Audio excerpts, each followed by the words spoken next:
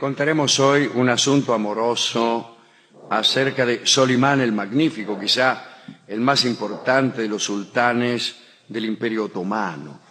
Gobernó hasta 1566, capturó Belgrado, expulsó a los caballeros de San Juan de Jerusalén, pero también de la Isla de Rodas, tomó enormes territorios de Hungría y en verdad estuvo a punto de llegar a Viena, pero esa expedición no tuvo éxito. Pero más allá de esas luchas, se produjo durante su reinado una intriga de harén que vale la pena contar.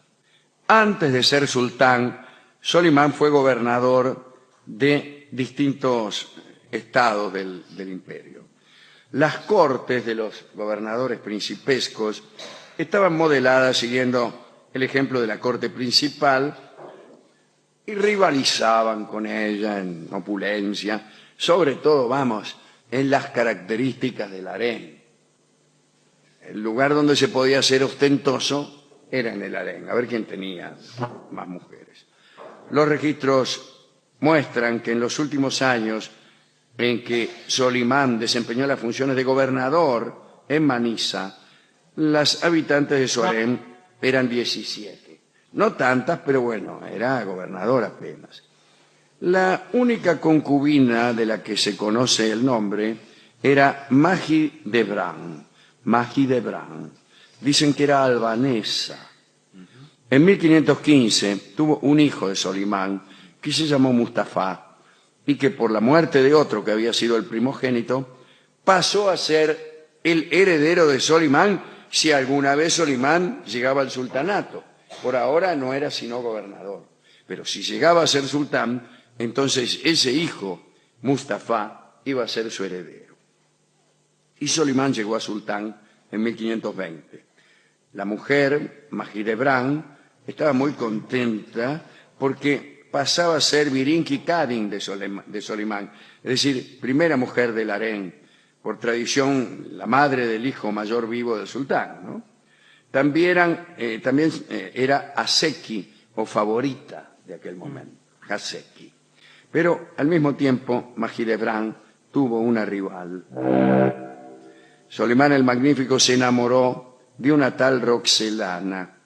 Solimán le decía la gozosa. ¡Ay, qué lindo! Ahí viene la gozosa. Pero señor, ¿Qué hace, gozosa? Se cree que Roxelana nació en Ucrania, que entonces formaba parte de Polonia. La tradición polaca dice que se trataba de Alexandra Lisowska, hija de un predicador que había sido hecha prisionera por los tártaros y vendida en el mercado de esclavos de Istambul. Al principio Solimán dividió sus visitas entre su mujer, Mahidevran, y Roxelana, pero después el asunto se le empezó a complicar, ¿no? Los celos de las mujeres podían aparecer no solo por asuntos estrictamente amorosos o carnales, sino por cuestiones de favoritismo y de poder. En la corte otomana, ninguna dama de harén sufría porque el sultán, se uniera a otra. Bueno, le tocó a otra. Pero sí sufría cuando la elección del sultán era demasiado específica, exagerada. Y eso fue lo que le pasó a Mahidevran cuando notó que Solimán empezó a ver a Roxelana con total exclusividad. El sultán no veía ninguna otra. 1526, Solimán ya no prestaba atención a Mahidevran y únicamente se veía con Roxelana. Nunca antes ningún sultán había dedicado toda su atención a una sola mujer. Y eso sorprendía a los súbditos, que creyeron que Roxelana lo había hechizado. ¿Qué otra cosa puede creer uno? Mahidevran desesperó y atacó a su rival en el harén. Dice la crónica que por ahí le saltó encima, le arañó el rostro, le arrancó mechones de pelo, y así. Roxelana se retiró a su habitación y no quiso salir cuando el jefe de los eunucos la llamó para llevarla a los aposentos de Solimán. Dijo, no, me asaltó Mahidevran, y me ha dejado en una condición que no es adecuada para ver a un sultán. Dijo mi amiga. Cuando Solimán se enteró de esto, envió a Mahidevran al famoso Esquisaray, el Palacio de las Lágrimas, allí donde se reunían las concubinas cesantes, las bellezas ajadas, incluso de otros gobernadores.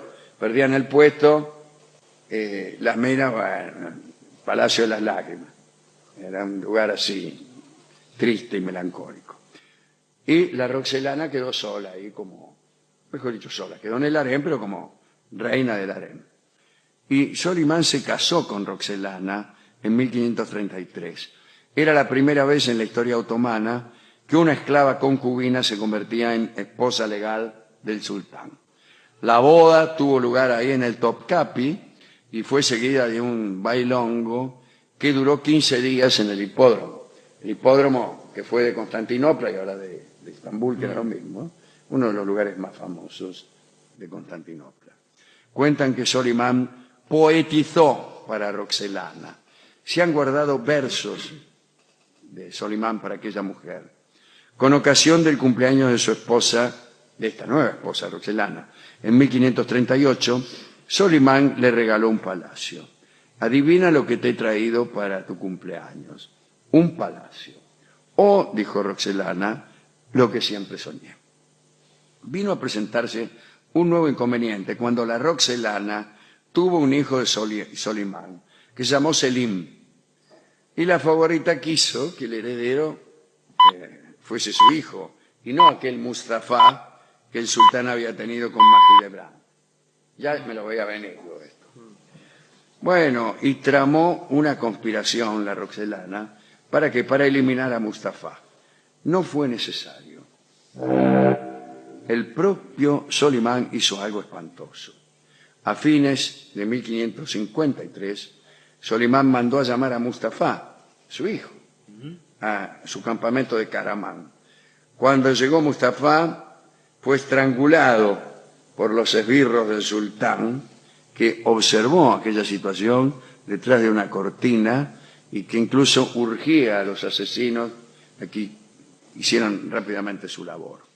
Y Selim pasó a ser entonces el sucesor.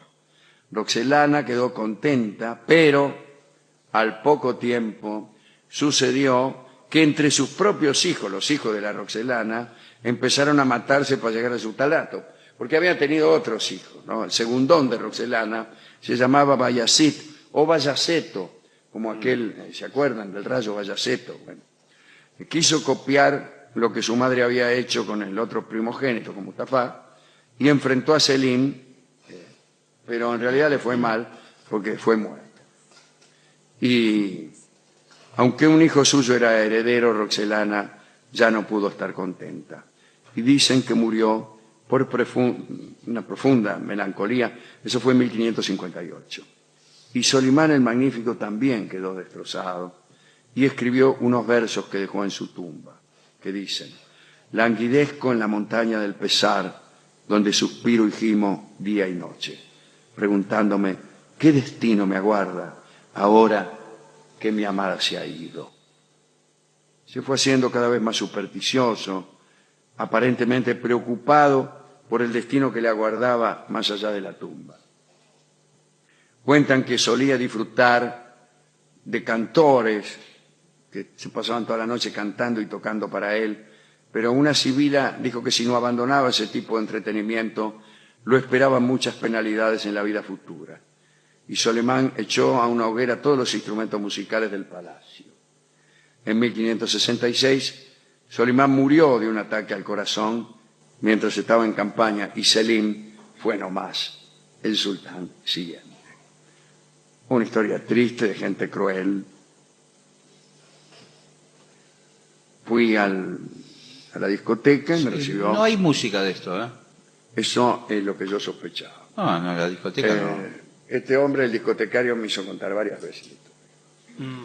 Me miró y me dijo: eso no es nada Siempre el discotecario tiene una anécdota mejor. con lo que le pasó a mi vecino. Me contó una historia Igual, cuando compara con el muy sultán. aburrida del vecino que tenía una mina y un día se encontraron la mina y la mujer en la puerta y se agarraron de los pelos mientras él espiaba por el visillo de la persiana. Duró media hora esa.